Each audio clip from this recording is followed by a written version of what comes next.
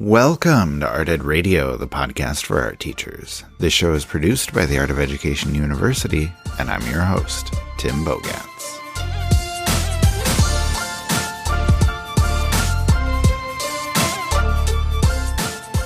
I have been meaning to do an episode on AP Art and Design for quite a while now, but for whatever reasons, haven't gotten around to it.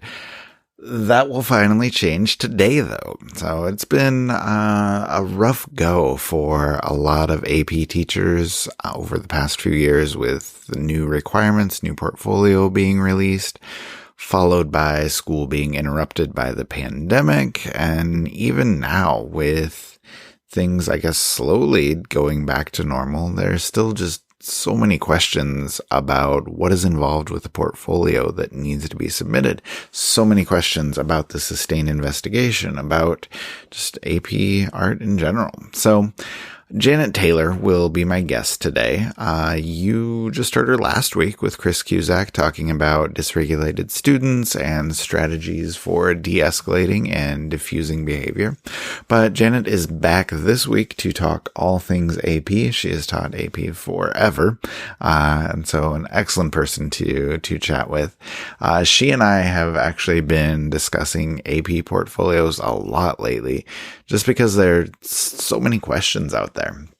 You know, so many questions we receive through AOEU and just questions we see online. And I'm not going to pretend like we have all the answers. We definitely don't, by any means. But I hope that by talking about some of the things we do, some of our own strategies, I hope that can be helpful. And hopefully our discussion can point you in the right direction. So let me bring on Janet now.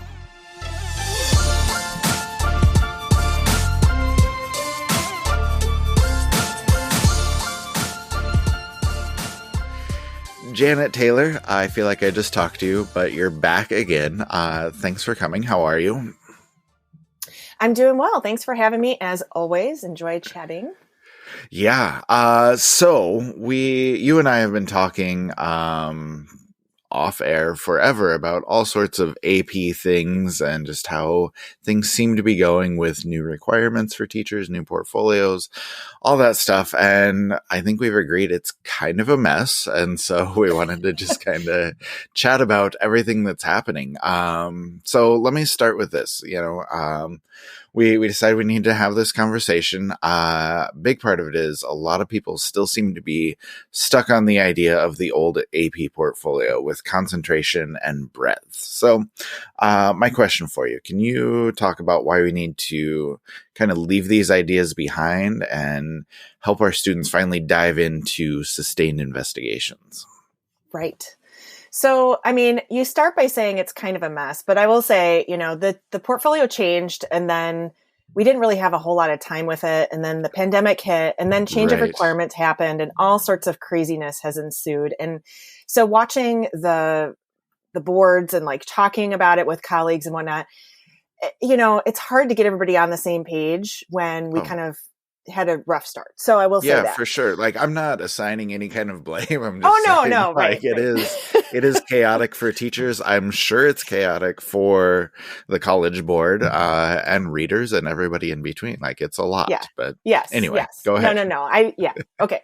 So, all right. So I guess what I'm saying is more not about the blame, but more about it's hard to kind of grasp onto these bigger shifts and changes when you're still struggling to, figure out what all the requirements are, and that keeps changing. Okay. Yes. So the differences between the portfolios need to be addressed first, right? So the old portfolio had your breath work. I think it's been a while, right? 12, I think it was 12 breath and 12 concentration. Yep. And then there was quality that could be taken from either breath or concentration, right? Either pieces. Yep. And so breath was kind of amazing because it was a little bit of everything. You're just basically showing what the student can do. Each piece didn't have to align with each other.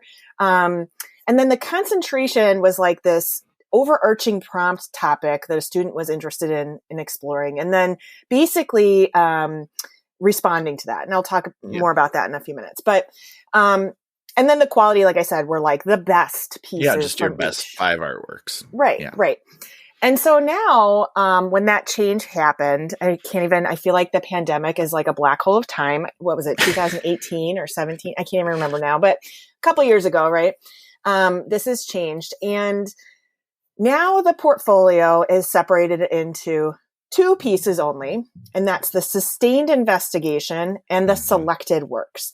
And I think the biggest piece takeaway from all of this is that even the selected works is like this. Everything is focusing on process, ideation, and articulation of that, right? So the frustrating thing that teachers have held on to, and I think this has really put a bug up people's butts, right? Is that, they had worked so hard for many years to finally get it down to a science of teaching how to make like the best concentration, the best breath, right? Yep. Yeah. Yep. It was Oh like, no, like I had like, here are my breath lessons. We're going to do these for the first X number of weeks. Then we start our concentration like this. And yeah. And right. yeah, all that is just out the window now.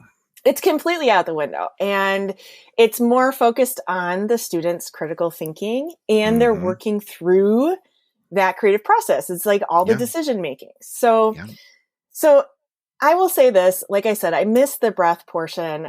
I really, really do actually. I feel like it's a great way for students to build for their college portfolios. It shows that wide range.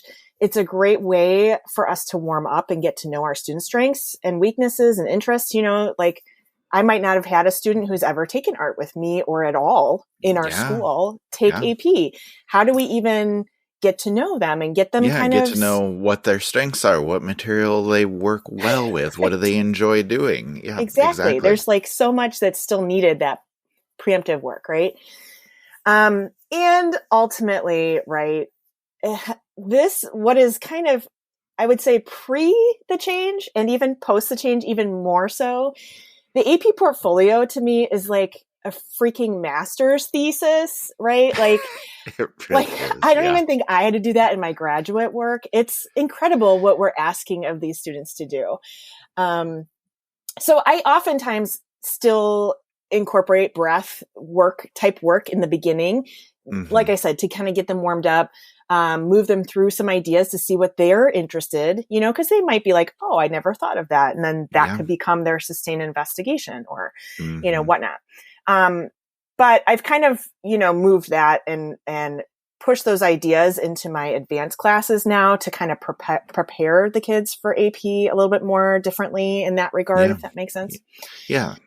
But here's the thing, right? So like you asked me, why do we kind of need to let go of the old and bring on the new? And the first is like, well, it's not going anywhere. This is the new structure, right? And we want our students to do well. We really do. And so it takes a lot of work on our front to understand so that we're teaching them the best that we can. We really want them to get that college credit. We really want to give them that confidence boost or whatever, right? And then B, I look at it like this in my understanding, this is really focusing on that critical thinking, which is what me personally, I value in my classroom anyway. So it's kind of where art ed has been going. It has gone there. I mean, the standards are all based around process and development of ideas and exploration and whatnot. And like I said, it started me thinking about how this shift plays into my program and how I'm building it, or how we as a department or, my colleagues and I are talking about preparing our kids for AP. And I don't mean to say like, oh, I'm teaching to the test, like the kids have to be ready for AP, because some kids never have interest in taking AP or submitting to AP or whatever it is. Right. But it's more about how are we supporting our students to in greater ways. And I just feel like AP, the way it's changed, is actually supporting that as opposed to going against it. So I'm kind of on board. Yeah, well, I think a big thing is, teachers talk all the time about how, oh, I wish I could get my kids to do more in their sketchbook or explore more ideas and things like that. And then when you can play that into, hey, you're going to need to do these types of things for AP, Oh, 100%. obviously that doesn't work for every kid, but when you have that out there and you can say, hey, this is the type of stuff that you're going to need to be doing, it really helps with that kind of development, the process like you talked about. So Yeah. I think having that out there is good for teachers. I think it can be really helpful. But let's talk a little bit more about that. Let's talk a little bit more about sustained investigations, everything that goes into that. So I guess question one, like for people who can't quite wrap their head around or are still struggling with that, can you talk like what is a sustained investigation? And can you just, I guess, talk about everything that involves what types of work should be going into the sustained investigation? Sure. So the first thing I look at in AP, how they describe that, right? And so when we're looking at the portfolio, we're looking at their three big ideas, which are like almost comically short and clear, right? Yeah. So the first one is investigate materials, processes, and ideas. It literally is written in there. That's number one. Number two is to make art and design. And number three is to present art and design. So I look at it like this. So what is an investigation? So if we're going to investigate materials, process, and ideas, we need to come from a place of curiosity instead of placing expectations on a demand. So instead of saying, well, as a student or whatever, right, as an artist, I'm going to do this. This is what I'm going to create. It's I wonder if, or what happens when, or how can I understand the world in a different capacity through my art, for example. So that truly is all about questioning. And, I love questioning. Yes.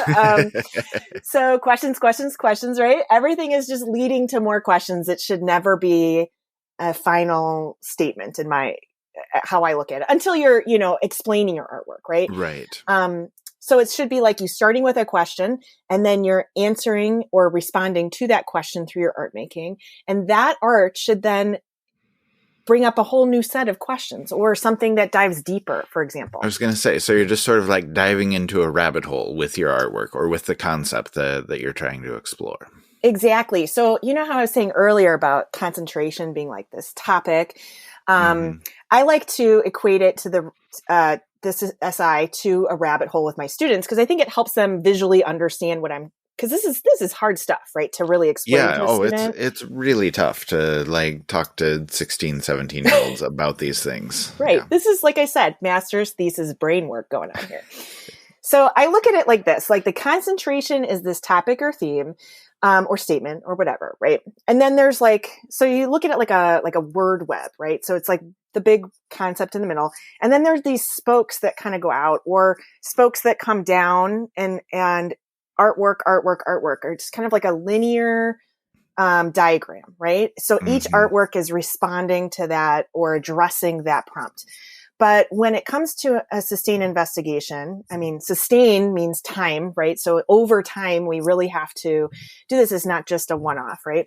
So I look at it like it's more of a pathway or that rabbit hole where artwork starts and then responds and then investigates more and goes deeper and deeper into addressing or responding to this bigger question. And sometimes these questions, or they should, provoke more questions.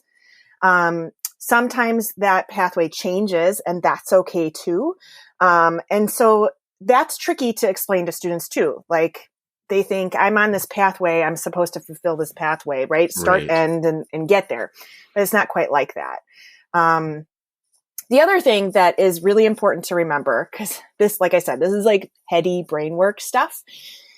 I talk to my students about what this could look like. And a lot of them feel like they have to come up with this real strong, deep, personal connection. And they can, right? Yeah, like they need to save the world with their questions that they're answering, right? I always joke, it's like, it doesn't have to be about doves and world peace and like, right? Right? Like they could be interested in that, but it doesn't have to be. But it could literally be something more aesthetically driven or media related. You know, it could be, I had a student have a really successful portfolio a couple years back that was like, now this wasn't her inquiry because it's not a question. I'm just tossing because I can't really remember her wording, but it was something about patterns found in Chicago landscape. And she literally explored, she literally explored like nature patterns. She looked at geometric city patterns and whatever. And that led her down this other place. You know, she might have even started with this more basic question or concept, but then through her work and reflecting on her work throughout the time led her to have a deeper understanding or pathway of where she was going with it. Well, and I think that, I mean, that can be out there for any kid. Like I've had successful portfolios with, snack food and like bones of the human body and like whatever. It doesn't seem like brilliant at first, but if you're exploring and if you're asking the right questions and if you're following that path as you continue to ask questions, like any topic can become interesting enough. Yeah, for sure. I love that snack foods. That's it's good, there's a lot of fun. You can develop a lot of ideas after that. So sorry, I interrupted you, but it's okay. Let's focus again. Okay. So let's talk about like, what does this all look like? Right. So logistically speaking or physically speaking, right? So this is another big shift that has been really difficult for teachers to wrap their heads around. Because it's I don't want to say like nebulous, right? The AP says you need to have 15 images. So teachers are like 15 artworks, 50, like what do I show? How do I show progress and process? And how do I show revision? And like, what does that physically look like? And, so the AP training that I went to when we first shifted into this, did a great job of really explaining this. So, and I think they talk about this a lot where, it could be literally 15 completed artworks, right? Each image could be an artwork, or it could be like a mural, for example, which is a large artwork and takes a lot of time. And then 15 images that show the thought process or working through this along the way. So that could be, planning images of sketches or research. It could be, maquettes, for example. It could be mini artworks that prepare you to get to that place. It could be examples of revision. So I made this artwork. These are the things that I questioned or addressed. And then this is the new artwork. And how does that respond to that question maybe more clearly? So it's kind of up to you or the student or however you want to look at it of what those 15 images actually are. I look at it like you're telling the AP a story through the portfolio. Now, anytime you submit a portfolio anywhere, I look at it like that. It's a visual story, right? Of, where you put, there's that psychological, grid. Have you seen that? Where it's like, place the first image here and this kind of image last, right? And that whole shebang. And it's kind of similar in that regard too. You really want to bring the reader through your process so that they're really getting an understanding of, how you're telling the story through all of that. So that's kind of what is the most difficult, is for teachers, I think, to wrap their heads around is like, how do I show all of that? Yeah, because there's not just one answer. There's not, you need X numbers of artwork. Like you need to show like how does this development happen? Like what does the process look like? And it's ambiguous, it's vague, and I think people struggle with that. But basically, I mean, is it fair to say anything that helps tell the story of how this artwork was created can be part of the portfolio? I think so. I mean, I have my students collect as much evidence as possible, and then we kind of curate that, kind of in the end. A lot of times I'll make, combination kind of like, what do you want to call them? Like layouts where it might have, like a collage, images right? in one. Yes. So it might have, research. It might have their visual journal page, and it might have, their sketches. And that's like one image that shows all of this, and it's kind of maximizing the amount of images. As long as they can read it, it's not teeny tiny, as long as they can see it clearly, I think anything goes, really. Yeah. All right. Okay. Sounds good. Now, I want to talk a little bit more about this. So the College Board says, let me read this so I get this right. The student should demonstrate an inquiry-based sustained investigation of materials, processes, and ideas done over time through practice, experimentation, and revision. Okay. We just talked a lot about that, but let's sort of look at it from the teaching's perspective. Like, how do you begin inquiry development? Like, what do you think that should look like with your kids? Okay. So first, we just have to understand that really means that this is not a technical formula, but it's more about what happens when we explore those media, those ideas, and then how are we going to connect those together to explore those ideas to tell meaning, to convey meaning, right? So it's more about approaching it first from that mindset, right? I'm all about the mindset shift, right? So a lot of times I will be able to, usually in May, April or May, my students, I have already know who signed up for AP. I'll have like a mandatory meeting, or I'll toss some stuff on Google Drive. And if they can't make it, I make sure they have me doing a video on all of this, right? But I usually have some sort of summer work. Now, I know that can be a lot to ask of some students. And so you have to know your students best, right? So sometimes summer work, sometimes it's more like beginning of the school year work kind of to prep. Yeah. But the things that I start bringing into this to get my students thinking in this way, I might do something like create a series of 3 based on a question. Like one question, create a series of 3, and give them no other information about that. Really, it's like you want to see what they're coming up with. What does that mean to them, and how are they addressing it? It's almost like a diagnostic, so that you can then say, oh, okay, I need to teach this in this way, or they already got this. I don't need to do that anymore, right? Another thing I like to include is a next in series. So it might be looking at an artist and then creating their next artwork off of that. So that has them thinking about the materials, the scale, like has them thinking about somebody else's artwork and how they're using that. And then, what could the next one look like? I'll have them do a response to an artist. So they might have to look at artists and think about a whole series of work that an artist puts out there. Think about what they're trying to convey, what media they're using, why they're doing that, and then create an artwork that maybe doesn't look anything like a next in series, right? But it's a response to that artist. It shows me that they're thinking about all those pieces and how that's conveying meaning. And then usually I do like a media portrait. So I wrote an article about that one. It's kind of a practice thing. Where students have to, and again, I give very few instructions on it, but basically they have to create a self-portrait that uses some sort of media that relates to their portrait. So that kind of synthesizes the media, because I think that's another tricky thing that people don't understand is how are we combining, like how do we talk about that? And at AP level or those advanced levels, you can start talking about why you're making the choices that you're making for media. Maybe you love to draw in charcoal.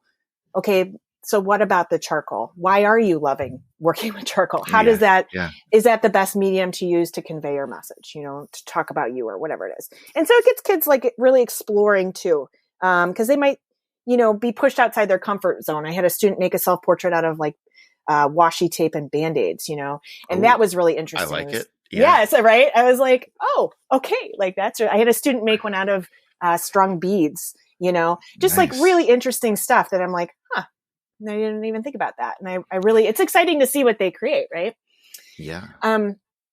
Okay. So all that to say, there are some teachers out there that I've recently been hearing also on the boards say, wait a second. I just started school with my students like a week ago. Yes. Yeah. So what do you do with kids who didn't do summer work and, like you didn't start school until mid-September or late September? Yeah. First of all, like that's crazy. And I get that. Like that's totally crazy that, they might not have any of that time to build and understand and get Yeah, ready for a sustained when other investigation, teachers started literally end of July, or kids are Yes. showing up the first part of August, yet we all Right. still have to turn in our portfolios at the same At time. the same time. And they might not have had any warm up time. So, okay. So I Hmm. hear you all. I see you.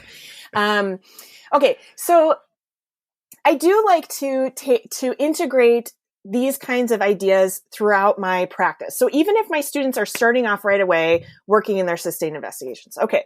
So first of all, how do you do that? So the first thing that you want to do is teach students, even if you on day one have to jump into SI because that's the time that you have. You want to teach students how to ask questions, right? They don't always know how to come up with the best questions. You need to Hmm. teach them how to generate them, how to dig deeper, how to ask more specific questions, how they can change the path with their questions, but still stay aligned or connected to their original overarching larger questions. Okay, can I interrupt you Yeah, here? yes. I would love to just do a thought exercise here. Like, can we go back to that Chicago patterns idea, the Mm-hmm. patterns of Chicago landscape? Can we talk through what that looks like, just as an example for people? Sure.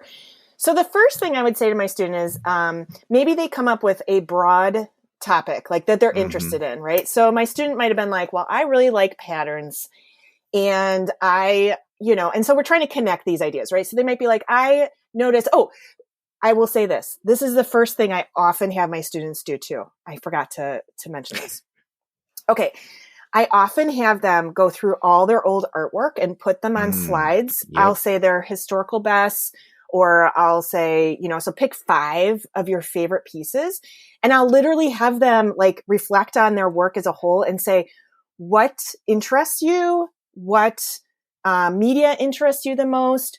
What have you noticed? What's your strongest? Because they might really like something. It might not be their strongest suit or whatever. And so that actually helps them start. So I had to backtrack because that made me think of that, right? The student Hmm. might not have known that she loves working in patterns unless she had looked at all of her artwork and been like, oh yeah, I use a lot of like shapes Yeah. and lines to Yeah. create patterns. Okay. Okay. So she might start with that, or he, or whoever it is, right? Patterns found in Chicago landscapes is maybe this bigger thing, but it took us a bit to get there in the first place, right? So they don't just Hmm. always come up with this idea. They could be like, I Right. like patterns. I like to travel into Chicago, or I liked, being on the L or whatever it is and looking. Okay. So now we have like a big concept. So how do we kind of get that? So the first thing I would have her do is flip it into a question. So what does that mean that you're interested in patterns in Chicago? Well, she might say something like how is Chicago defined by patterns or defined by repetition, right? And Hmm. so that gives some sort of structure. And then you might ask another question. Okay, so go a little deeper, a little bit more specific. And through that, she might reflect and say like, well, I really love being on the L and traveling around the city. And I noticed that as I'm doing that, um, my travel is almost dictated by the patterns that I'm drawn to, for example. So maybe Yeah. she goes only into certain areas because she's most interested in what she sees. Like Garfield Conservatory has a lot of nature. Maybe she's drawn there often, or maybe she's, Hmm. drawn to the lake or whatever it is, right? Or maybe she's drawn to being on the L because of all the crisscrossing construction pattern or whatever it is, right? Architectural. So then how do you take that more? Okay, so Chicago is defined by repetition aesthetically. How do repeated patterns found in Chicago landscape impact how we navigate the city?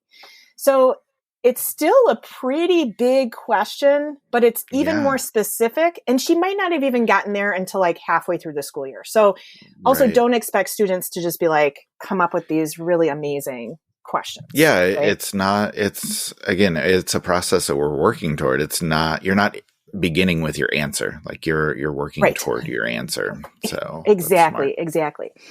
Hey, Um, so let me ask you too. I'm just thinking, like, as we're talking about developing questions, I'm just thinking about how I always have my kids develop work, which is, brainstorming and then sketches and then composition and then color mhm. scheme. And then we get into the work. Like, do you have a specific process that you have kids work through, or a type of development that you have them work through?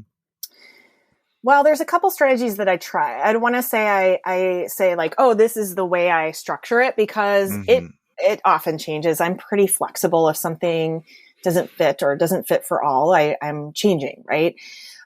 So I like to give them a lot of different ways of approaching it so that they can find what works for them, because that's what this portfolio is about, right? Is showing their thinking and decision making. Yeah. And so, so one way I do is that having the students thumbnail a storyboard, right? Storyboards are really great because it helps us generate ideas, but it also helps us put it down into a visual format. Yeah. So it might be like writing down a question under each box. Maybe I have them do 6 boxes. Maybe I have them do 15. It depends on where we are in the process.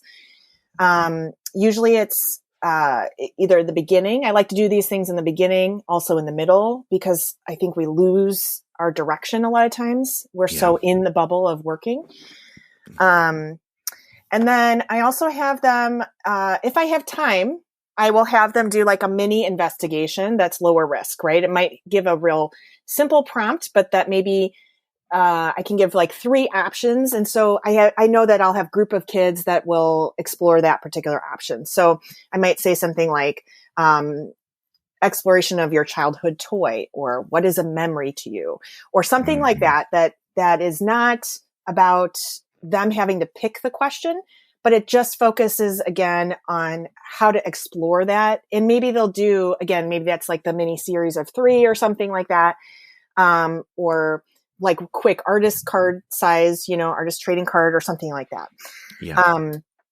And then, I also do like a mid path, like check-in, I guess you call it, check-in for development.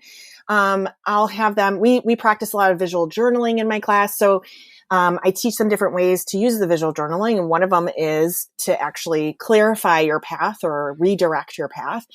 And so a lot of times the students have already been working on their inquiry, and maybe they've created, a few pieces. And a lot of times this is when things get a little slow, a little stagnant. They're not sure where to go next. They're kind of tired of working in that same maybe mindset or something like that. So I'll take a moment and I'll say, okay, open up your sketchbooks. We're going to visual journal today. And I just have them write out their inquiry question in like a cool big font. Yeah. And then they start exploring that, right? And so they can maybe ask questions, make that pathway. They can use different media to explore the pathway as opposed to exploring the artwork. And it feels a little bit more like a safe place to generate ideas that, it's always like that, right? With visual journaling, like you get to come up with all these ideas. You don't have to take them all, right? But it helps them kind of make sure that they're still answering the same question. And maybe it helps them at that point define that question a little bit more.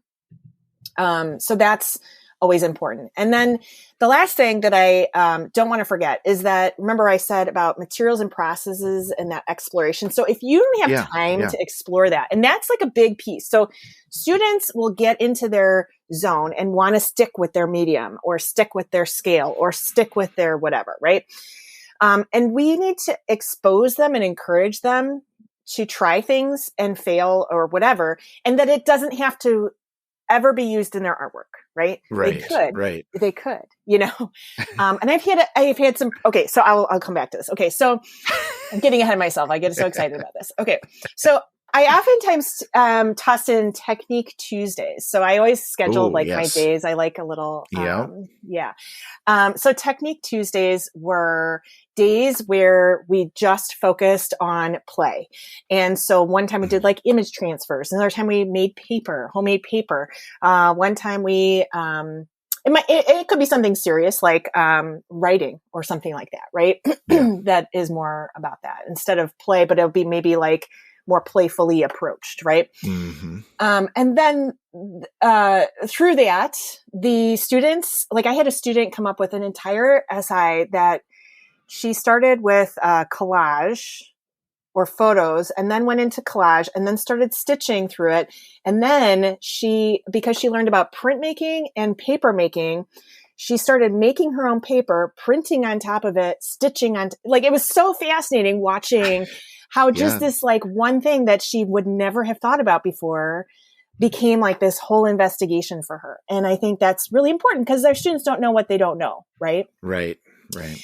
And the other thing that, I just love to keep on adding more stuff, but the other thing that I love to do is motivational Mondays, right? So that's a big one too. And that helps introduce our students to artists that are actually doing this well. And I think that's really important. And I wrote an article about that talks about contemporary artists that support that with some guiding questions to help you understand how you can prompt your students in these thinking. Because I think, again, like I said, some of these artists, they're doing some pretty complex things. And that's really hard sometimes to wrap your head around as a 17-year-old. Right. So, right. Okay, that's a lot. Sorry. All right, Janet, we are talking for way too long, as we always do, but I still wanted to chat with you about kids documenting their work. I want to talk with you about writing. So can you come back for another episode and we can chat about those things too? Of course. I'm always happy to come back. Awesome. Thank you. Love it. All right. Thank you, Janet. All right. Another long discussion with Janet, and mostly my fault because we only got through about half of what I wanted to talk about. So, we will continue and finish. We will continue and finish the conversation next week.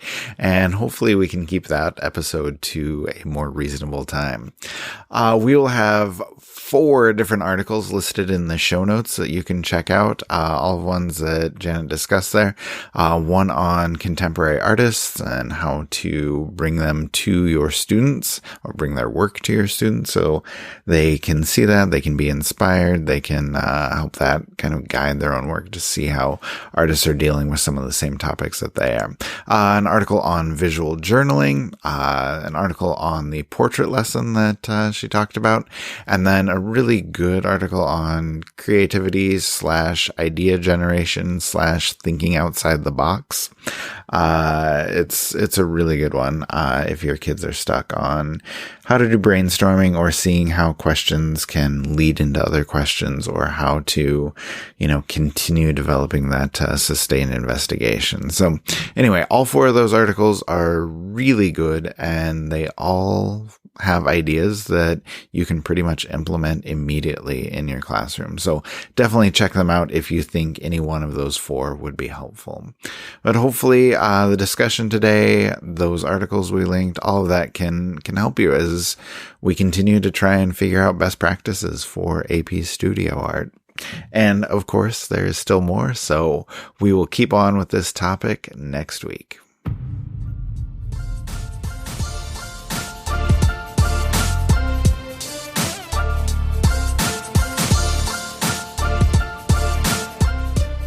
Art Ed Radio is produced by the Art of Education University with audio engineering from Michael Crocker. Thank you for listening, and Janet and I will be back with you next Tuesday.